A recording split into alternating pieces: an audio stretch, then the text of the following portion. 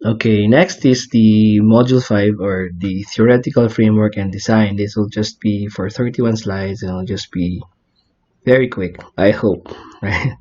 So, first we remember the framework that we presented last time, no? Yung research objective. Remember this?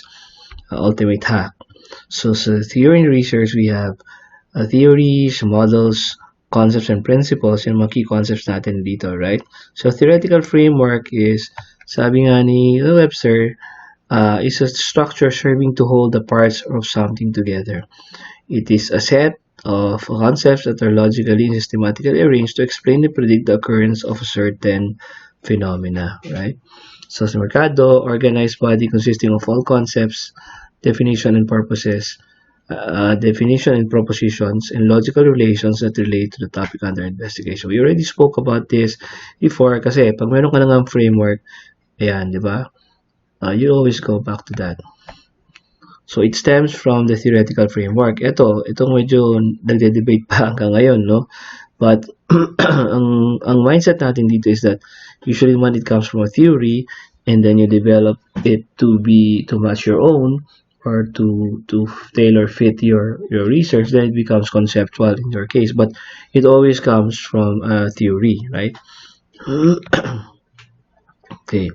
So ito yung paradigm natin, no?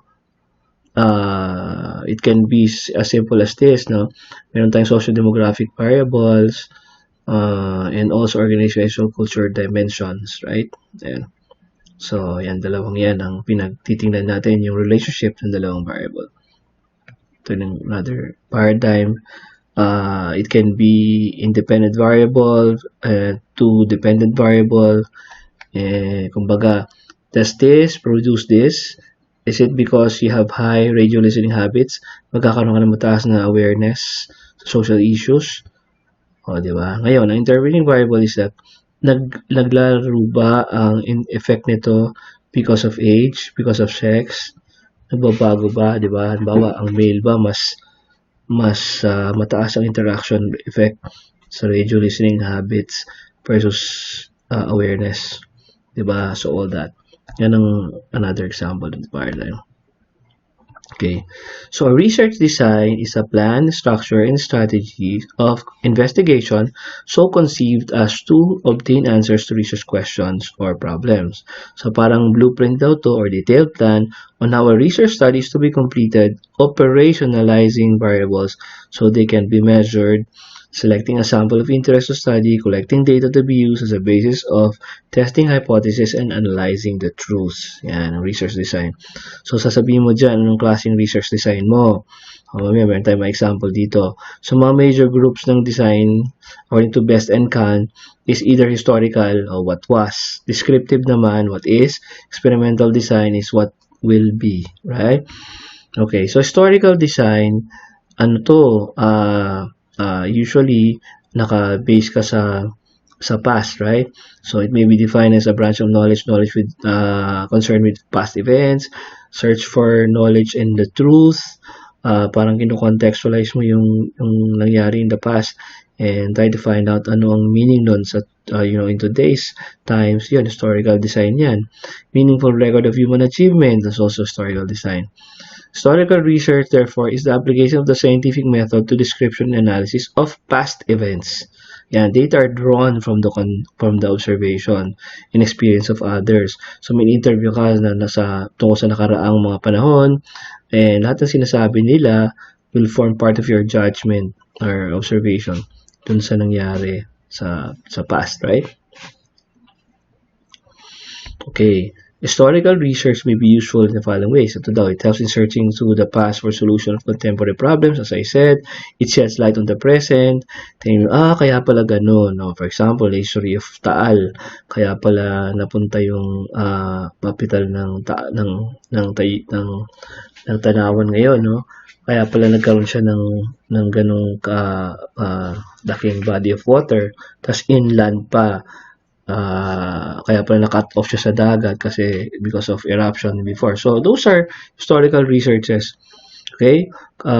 People will have a sense of continuity. Tama yan, no? Pag pinapanood natin yung mga videos in the past, ganun talaga, pala talaga ang mga Filipinos even before. Communities will understand the relationship of their past to their current issues. Yan, yung pagbalik ng, again, going back to the volcano eruption, no? Yung talagang ang mga Filipino, they always come back to their home kahit na anong-ano na na devastate na ng volcano, they want to see their homes, right? So, importante yung home pala sa context ng Filipino, even 1965, 1910, mga eruption ng Taal, right? Okay. So, sources of data, ayan. So, kung nasa school ka, mga memoranda, circulars, kung sa government naman, mo constitution, halimbawa si Laurel, no? Yung mga sinulat niya in the past, paano niya define ng social justice, those are statutes and laws and written down notes and books. Ayan. Okay? Remains, no? Pwedeng mga physical plant, equipment and apparatus, teaching aids and devices, picture of buildings, forms of diplomas, yan, mga nangyari in the past, no? Secondary sources yan, no? Ito kasi primary sources to. Secondary sources can be histories of education, bibliographies, encyclopedia, mga secondary sources na yan, no? Descriptive design, ito yung mga design na natin, no? Descriptive design focuses on the present condition. Kanina, historical tayo, no? The purpose is to find new truth, no? But it can also be like a new generalization, an increased insight into some factor. It may explain a situation, discovery of a new causal relationship, or formulation of the problem to be solved in a more accurate and specific manner. So, ito yung mga type ng descriptive research, descriptive survey, descriptive normative, descriptive analysis, descriptive evaluative, descriptive comparative, correlational survey, developmental studies, trend analysis, causal comparative, o yung tinatawag natin na ex post facto. So, ito yung descriptive survey. Nasabi dito, it is a systematic examination of the condition, situation, or value in order to collect data for the analysis of some aspects, area, or group. It is determining information about variables than about individuals. So, more of nakafocus sa variables. It measure existing phenomena without inquiring into why it exists. So, usually, it's descriptive. So, describe mo lang, and it's gotten, you're going to get the results from survey. The word survey signifies the gathering of data regarding present conditions. So, survey is useful for providing the value of facts and focusing attention on the most important things to be reported. For classification of survey according to scope, census of tangibles and census of intangibles. Yung tangibles covers of a small population where the variables are concrete. Yun namang census of intangibles deals with contract not directly observable. So, for example, pag tangibles, ito yung tipong, lalo na pag qualitative ang research na talagang papakita mo talaga, ito, punong to, tinayo ng lolo ko yan. Yung, anong yan, siya nagre-repair nitong, nitong makinang to, whatever. Pero pag dumating ka sa mga intangible, ito yung mga hindi mo kagad observable, no? So bagay yung binigay ko ay nila is more of recounting. It may not be directly observable, pero observable kasi siya ng mga tao, right? Pero itong intangible talagang minsan pinapakita mo yung how you feel about something, how deeply you are moved about something, which are really something that you cannot verify, di ba? Sample survey, ito census, no, yung lahat ng population. Ito naman sample survey. So, pareho lang nung kanina, but this is more of looking at sample. Okay, number 2, proceeding. Descriptive normative. So, ang gumagawa nitong descriptive normative, ang nangyayari lang is yung describe mo, i-compare mo siya sa local results. So, halimbawa, meron kang result ng IQ test ng mga engineering students, and then there's a norm of all engineering schools in the Philippines or in the US. So, dun mo i-compare yung, kaya nagiging isang descriptive normative survey. Usually sa states ginagamit ito sa SAT performance, right? Yung mga education board exams ng mga estudyante. Sa APSA ba yan? Yes, ginagamit din to, no? So parang ang ginagamit nila is that the student, for example, had it correct. Okay? And tapos ang school mo naman 60% got it correct in the whole Philippines. For example, 75% got it correct. So, sasabihin mo na 60% meaning sa school niya pala may problema sa objective na yan, right? Pero siya natama niya, so more or less okay siya. Parang ganun na descriptive normative. Next, descriptive analysis. This method determines or describes the nature of an object by separating it into parts. So, analysis kasi is describing and then breaking down into parts. So, for example, ang example na maigilagi dito ay, halimbawa, yung EDSA revolution, EDSA 1, EDSA 2, no? The so-called EDSA 3. Ano yung mga leading na mga event na bago nagsimula yung mga yan? Doon ba lahat yun ngayon? So, ngayon ikaw magde-decide. Sa tingin mo ba mauulit yan sa panahon ngayon? So, nag-a-analyze ka because you are trying to break down the event into its logical parts. Descriptive evaluative naman, usually ina-appraise mo carefully yung worthiness of a certain study. In a way, yung mga meta-analysis natin, of course, it involves a lot of researches, but if you will go deeper into it and then evaluate whether yung mga naging researches ba in the past are okay or are they good, yun tawag doon evaluative research. Descriptive evaluative. Descriptive comparative, madali lang to. Itong usual na nakikita natin. Descriptive comparative is you're comparing two variables, two groups of data, two groups of population maybe. Ayan. So, correlational naman, variables, i-correlate mo lang either yung performance ng dalawang group ng tao o kaya performance ng dalawang school. Yan. Itingnan mo yung comparison ng dalawa. Usually, correlational yan. So, Pearson R ang ginagamit. Number 7 is developmental studies. Ayan, usually ito yung mga longitudinal, no? Halimbawa, developmental studies. Anong study of the scholars of Toyota, Otis, since 2013, 3 yung pinadala, last na yung 4 and all that. So, susundan mo ngayon yun. Usually, longitudinal yung mga to. Hindi lang to natatapos in 3 years or 4 years or 5 years. Usually, susundan mo yan hanggang sa naging supervisor na sila, naging manager na sila, and all that. So, longitudinal yun. Cross-sectional survey naman, titignan mo how you evaluate yung change over time. Tinitingnan mo yung mga participants of various age level kasi nga cross-sectional eh. Ang cross-sectional, ang maganda example dito is parang pinusutol mo yung sanga o kaya ang trunk ng puno and you will see the cross-section of the puno, of the tree. You will see yung history niya nung past, nagkaroon pala ng sunog ng 1700s because makikita mo sa trunk ng tree. Right? So, it's like a cross-sectional survey. For example, halo-halo lahat. May diversity yan. Hindi lang puro teller, for example, ang anuin mo sa bangko, kundi pati yung mga staff, yung for example, kung kasama ng staff na ngayon yung mga maintenance people and all that. So, kasama siya sa cross-sectional survey.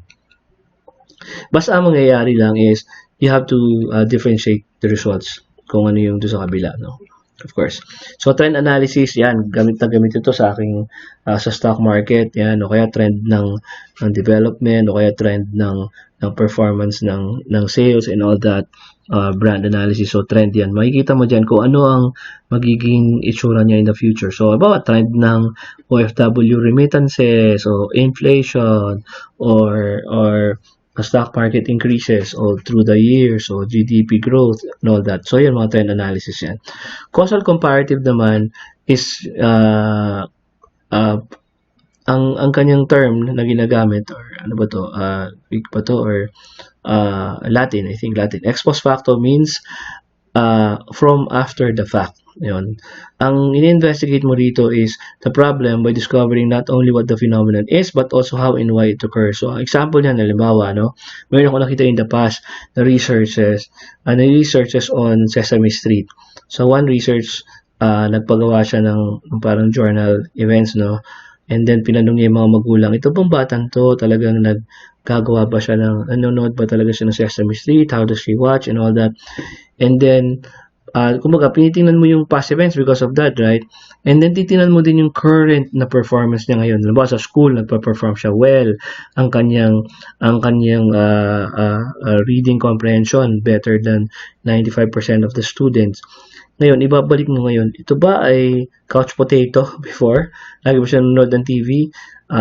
Yun. So, titingnan mo kung whether totoo nga, how deep yung kanyang exposure sa TV and all that. So, dun mo ngayon i-derive na, okay, so since in the past, ganun pala sila, may chance na yung madalas manood ng TV dati ay naging matalino. Something like that. So, of course, hindi naman yun ang tunay na result dyan, but you can do all that. Right? Okay, so ang difference ng ex post facto at saka experimental, madali naman to. You really don't need to explain it like this. Siyempre, ex post facto, the researcher first observed the effect and then tries to determine the cause. Experimental, kine-create ang cause tapos deliberately pinaproduce mo, hopefully, lumalabas ang effect. O lack of control sa ex post facto kasi wala na, tapos na yan eh. Wala na yung independent variable, kinukwento na lang. Ito talagang ang daming manipulation na ginagawa sa independent variable. Data gathering will not guarantee sa ex post facto a completely valid conclusion. Totoo naman about the finding because the presence of the third variable. Meron kasing third variable dito. So, yung data gathering talaga, hindi nagmamatter. Minsan yung recalling, ano ba ang nangyayari sa taong to in the past? Okay, pwede rin naman na talagang tunay na nangyari. Like, for example, titignan mo yung mga employees mo ngayon na nagpa-perform well versus mga hindi nagpa-perform well. Tingnan mo ngayon yung background niya sa kanyang resume. Okay, maraming experience yun yung nagpa-perform. So, pwede mo sabihin na, okay, ex post facto, ang result dyan is about yung kanyang deep experience. Okay? Case study design, ito yung sinasabi ko na usually pag ang research natin is case study, usually pag konti lang ang ating group o kaya konti ang ating participants, usually ginagamit na yan ng case study. Usually, ano yan eh, tungkol sa medical and allied, no? Guidance counselor, also ginagamit din yan, although hindi niya pwedeng sabihin siyempre yung mga individual na mga problems, no? But, yan, mga midwives, ang cases yan, nurses, physicians, psychologists, even educators, no? Nagbago ba ang batang to na pasaway dati? So, case study yan eh. Yung batang to, age 15, namatay ang nanay niya nung ganitong edad siya, and all that, napektuhan ng pag-aaral, blah, blah, blah. So, ito yung mga step down using the case study method. So, just read through it dahil we're not really focusing on one study. Okay, experimental design naman is a problem-solving approach where the study is described in the future. So, as to what will be certain variables are carefully controlled or manipulated. Okay, the focus is on cause-effect relationship. So, experimental kaya cause-effect dahil you're doing something and then pag nagkaroon ka ng intervention and all that, will it yield one result? O kaya naman, in the field of, basta experimental, in the field of psychology, pwedeng, ito, binibigyan mo ng mga uplifting words. Yung isa, wala kang binibigay, control group. So, pwedeng experimental design yun. Although, pag-ingatan natin yun kasi mayroong such a thing as siyempre, una sa counseling, yung data privacy, right? Tapos yung ethical consideration yan, no? Hindi po pwedeng paglaruan ng feeling ng mga tao. Mamaya, yung isa pala ay depressed, tapos tinitingnan mo yung effect ng panluloko sa kanya, tapos sa dulo, nagbigti, patay. Diba? Mahirap yun. So, yun, a characteristic of an experimental research, an independent variable, experimental variable is manipulated. All other variables except the dependent variable are held constant. O, siyempre, may mga controlling device tayo dyan. The effect of manipulation of independent variable on dependent variable is observed or sometimes they are measured. Okay, so that's the end of Module 5, Theoretical Framework and Design. Thank you very much.